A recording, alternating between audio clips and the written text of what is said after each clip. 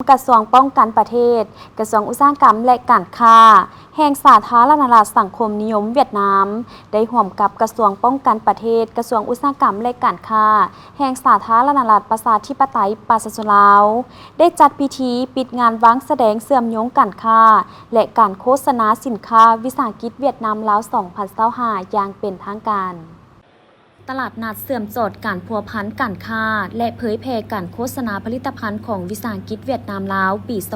2025ได้เปิดขึ้นในวันที่20 พฤศจิกายนที่ศูนย์การค้าลาวไอเทคนครเมืองจันทน์และได้ปิดอย่างเป็นทางการในวันที่23 พฤศจิกายน 2025โดยการเข้าร่วมของพลจัตวาคำแหวนลาบัวมหาไซ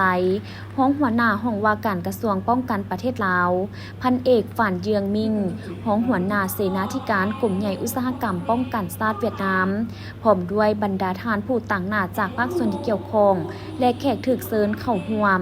พันเอกเหวียนวันเวียนผู้อำนวยการศูนย์วางแสดงและการค้ากองทัพหัวหน้าเสนาธิการกลุ่มใหญ่อุตสาหกรรมป้องกันชาติเวียดนามได้รายงานผลการจัดตั้งปฏิบัติแม้นผลสำเร็จหนึ่ง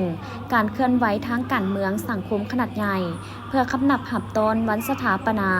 สาธารณรัฐประชาธิปไตยปราศจากลาวครบรอบ50 ปี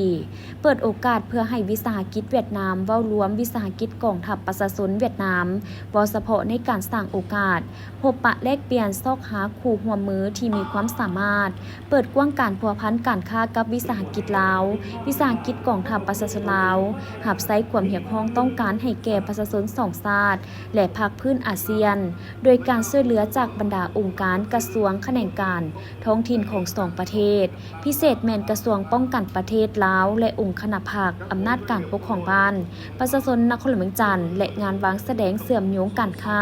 และโฆษณาสินค้าวิสาหกิจเวียดนามลาวปี 2025ได้สร้างความอำนวยความสะดวกให้แก่การสุขยู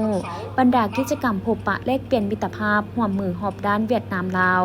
เพิ่มทวีคู่ร่วมที่เป็นมูลเสื้อนับมือนับแน่นแฟนเพิ่มทวีความเข้าใจอย่างเลิกเซิงทางประวัติศาสตร์ของการปฏิบัติและหัดแน่นความสามัคคีอันซื่อสัตย์บริสุทธิ์ระหว่างเวียดนามลาวในตอนท้ายพิธีก็ได้มอบใบย่องยอให้กับบุคคลและรวมหมู่ผู้ที่มีผลงานดีเด่นในการเข้าร่วมงานตลาดนัดครั้งนี้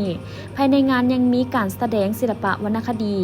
ส่งท้ายพิธีปิดงานอันมีผลสำเร็จสง่างามครั้งนี้ด้วย